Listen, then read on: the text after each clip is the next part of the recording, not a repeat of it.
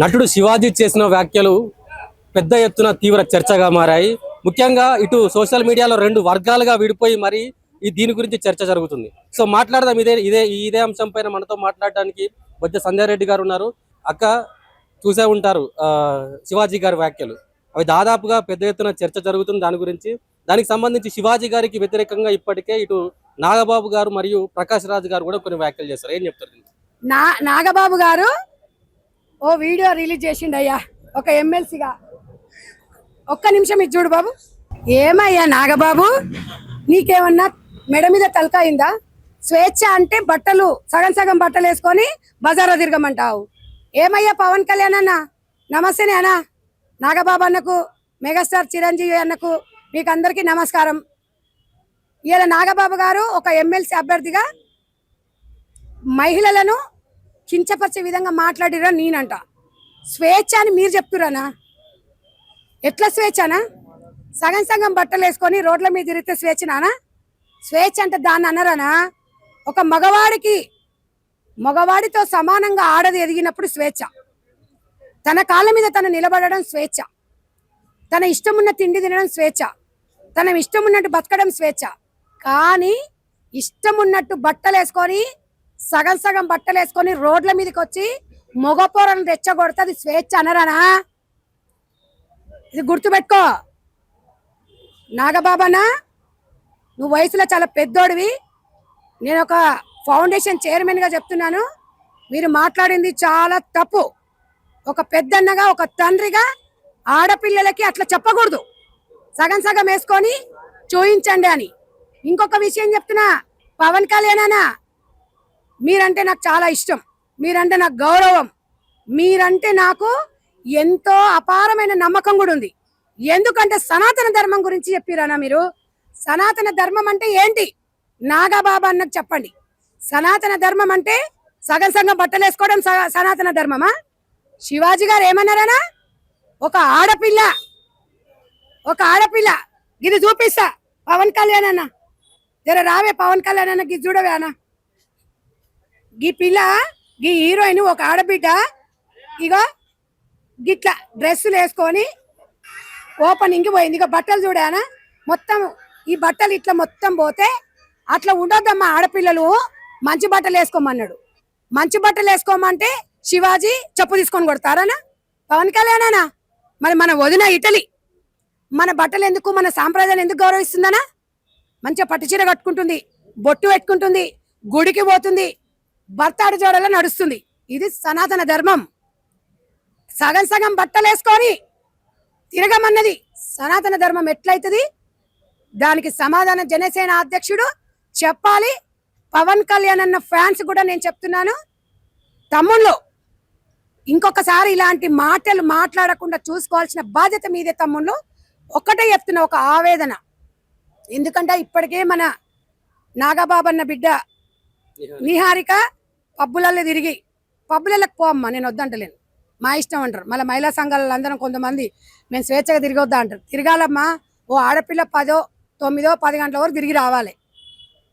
12 గంటలకు 1 గంటలకు ఇంట్లో వండుకునేటోళ్ళు పబ్బులలో తిరిగితే ఇదేమి స్వేచ్ఛ అమ్మా? దీనివల్ల మీ ఆయనకు నచ్చలే, నాకు ఈ భార్య వద్దు, నా ఇంట్లో ఉండే 12 గంటలకు నా ఇంట్లో ఉండే నా భార్య కావాలి, పబ్బులలో ఉండే భార్య నాకు వద్దు అన్నాడు. ఓకే, మాకు అవసరం లేదు నీలాంటి మగోడని మీరు విడాకులు తీసుకున్నారు, నో ప్రాబ్లం. కానీ మీకు డబ్బు ఉంది, మీకు నడుస్తుందనా? మాలాంటి మధ్యతరగతి వాళ్ళకు నడవదనా? మేము ఒక భారత స్త్రీగా, ఒక తెలంగాణ బిడ్డగా, ఏ మగోడికైనా చీర కట్టుకునే ఆడది భార్యగా రావాలంటది. సగం సగం బట్టలు వేసుకునే ఆడదాన్ని రామన్నారానా? అట్లాంటి బట్టలు వేసుకునేదాన్ని ఒక్కరోజు దీంతో గడుపుతా చాలనుకుంటాడు. కానీ చీర కట్టుకున్న ఆడది జీవితాంతం నా తోడుగుండాలని కోరుకుంటుంది. అది సనాతన ధర్మం అనా? ఏం మాట్లాడుతున్నావు అన్నా నాగబాబన్న? చిన్న హీరో అంటే శివాజీ గారిని టార్గెట్ చేస్తారా మీరు? ఆ తమ్ముడు ఏం తప్పు మాట్లాడాడు? బట్టలు ఒంటి నిండా కప్పుకోమన్నాడు, అది నీకు తప్పనిపించి చెప్పుతో కొట్టమంటున్నావా? యుద్ధాలు, ద్రౌపది చీర ఇప్పితే యుద్ధాలు నడిచినాయి. ఒక చీర నిండు సభలో ఇప్పినప్పుడు ఇలా నిండుగా బట్టలు వేసుకోండి అంటే ఒక యుద్ధం నడుస్తుంది. ఏ ఇన్స్టా చూసినా, ఏ ఫేస్బుక్ చూసినా, ఏది చూసినా మన దరిద్రమైనవి. ఈ దరిద్రమైన అనసూయకు నువ్వు సపోర్ట్ చేస్తావానా? దీనికే నన్ను సపోర్ట్ చేసింది. దా దా చూపిస్తా సనాతన ధర్మం అంటే ఏందో చూపియనా ఇట్రా జర్రా నాయన ఈయన సభ్య సమాజానికి ఏమి ఇస్తుండో జర చూపిస్తామి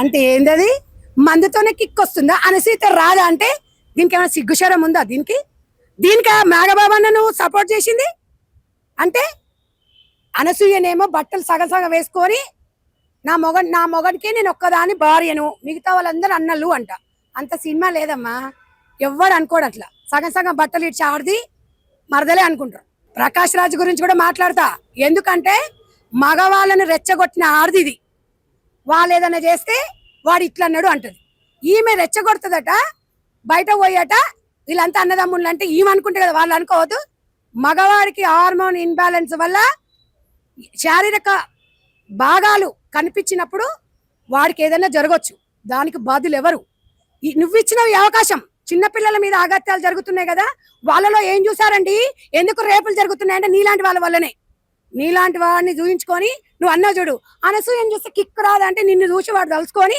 ఇక ఆ పిల్ల మీద అటాక్ చేస్తాడు ఎంతో మంది ఆడపిల్లలు ఎంతో మంది గౌరవంగా బతికే ఆడవాళ్ళ మీద అగత్యాలు జరుగుతాయి రెచ్చగొట్టింది ఎవడు ఇది చెప్పినందుకు శివాజీ తప్పుడు మనిషి అయిందా ఇదా నాగేంద్రబాబు గారు ఒక్కటే చెప్తున్నా నాగేంద్రబాబు గారు మీరు ఈ వ్యాఖ్యలను ఉపసంహరించుకోవాలి అనసూయ నువ్వేమైనా హీరోయిన్ వా నీకు చెప్పిండా శివాజీ హీరోయిన్లకు చెప్పిండు ఆంటీలకు అమ్మమ్మకు చెప్పలే 40 ఏళ్ళు 45 ఏళ్ళు ఉన్నాయి సిగ్గుండాలి ఇద్దరు పిల్లల తల్లివి పెద్ద ఉరికొచ్చినావు హీరోయిన్ అని హీరోయిన్ రావాలి ఆడపిల్ల ఎంత ఎత్తుకెదిగినా భారత స్త్రీగానే ఉండాలి ఇంకా కాలాలు మారినా ఇదే సాంప్రదాయంతో ఉండాలి ఎంత ఎత్తుకెదిగినా అమెరికా పోతే చీర కట్టుకుంటే ఆర్ యూ ఇండియన్ మీరు ఇండియన్ అని అడుగుతారు మీరు భారతదేశమా అంటారు నీలాగా బిగినీలు వేసుకొని పోతే ఆయ్ డార్లింగ్ అంటారు సిగ్గు ఉండాలి శరం ఉండాలి ఏముందే నీకు మొత్తం ఒళ్ళంతా కామంతో నిండిపోయి ఉన్నావు నువ్వు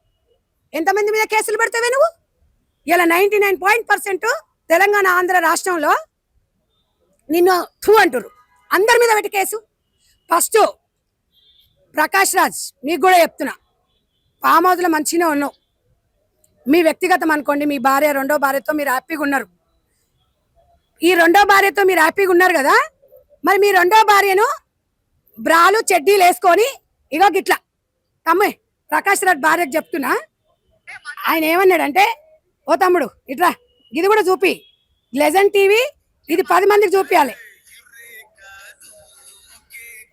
ఇట్లా వేసుకొని నాగబాబు భార్య కానీ వాళ్ళని అనొద్దు ఇంట్లో కానీ ఆడపిల్లలకు స్వేచ్ఛ అన్నాడు కదా నాగబాబు భార్య కూడా భార్యనే కదా మాకు వదిన వాళ్ళ పిల్లలని ప్రకాష్ రాజ్ వాళ్ళ భార్యని వాళ్ళ పిల్లల్ని ఇట్లా బట్టలు వేసుకొని బజార్లో తిరగమనండి నేను తిరుగుతాం అప్పుడు ఏం జరగదు ఏం అది కాదు అనుకుంటే మీ ఇంట్లో ఏమో మీకు సొంతం మాట్లాడేటప్పుడు మాత్రం మీరు ఇదా మాట్లాడేది సమాజానికి ఏం మెసేజ్ ఇస్తున్నారు వాడవాడు అన్వేష్ గారు వాడవాడు ఉన్నాడు అమెరికాలో ఉన్నాడు చూడు వాడు ఏం పేరు అని పేరు వాడో నిష్టదరిద్రుడు వాడు సీతమ్మ గురించి మాట్లాడుతున్నాడు వాడి నోరుని ఆయుసుతో కడగాలి వాడొకడు ఈ ఆర్జీఓ గాడు అట్టిటి కానోడు వీడేమో ఏకంగా అమ్మాయిలనే మనకు బిడ్డ అంటేనే ఒక ప్రేమ లేదానికి మీ బిడ్డ గుర్తురాదంటే నాకు ఎవ్వరు రారు మొత్తంలో ఉంటాడు ఇలాంటి ఎదవలు మన దేశం మీద పడి మన రాష్ట్రాల మీద పడి సాంప్రదాయాలు మంట కలుపుతున్నారు ఒక్కటే గుర్తుపెట్టుకోండి మోగనికి చూపేయాల్సినవి